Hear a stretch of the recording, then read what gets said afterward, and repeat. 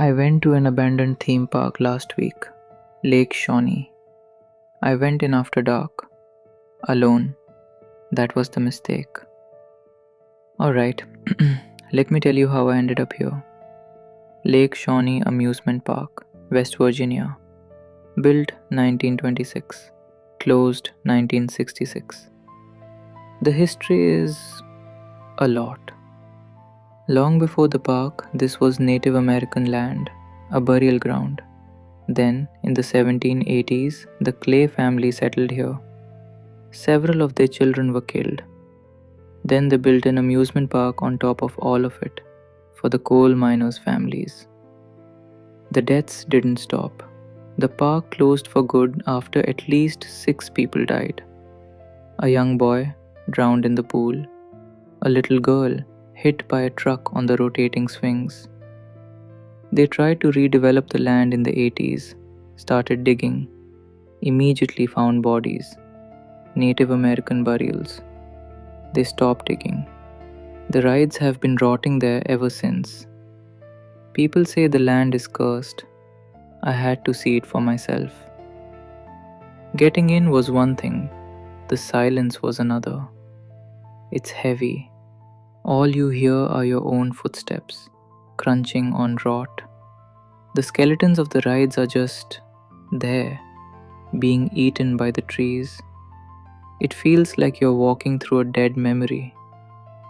I was past an old concession stand. Then I heard it, a loud crack. My heart jumped. I froze. Just a branch hitting the ground, a false alarm.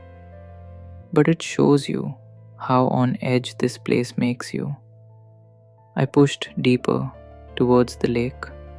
The two most famous rides are on that side, the Ferris wheel and the swings where the girl died. The legends are specific. People claim they see her spirit, a pink dress near the swings. Others see a toddler, dripping wet, near the trees, the boy who drowned. As I got closer to the water, the air got cold. That's when I heard a noise, faint, on the breeze. It could have been anything, the wind in the rusted metal, an animal. But when you're standing in a place like this, your mind doesn't go to the rational explanation. It goes to the stories. And then I saw them, the swings. They're legendary. People leave toys on them, offerings. They say the swings move on their own, even on a still day. I stood there, camera rolling, barely breathing, and one of them started to move. It wasn't wild, it wasn't aggressive. It was a slow, gentle sway, back and forth.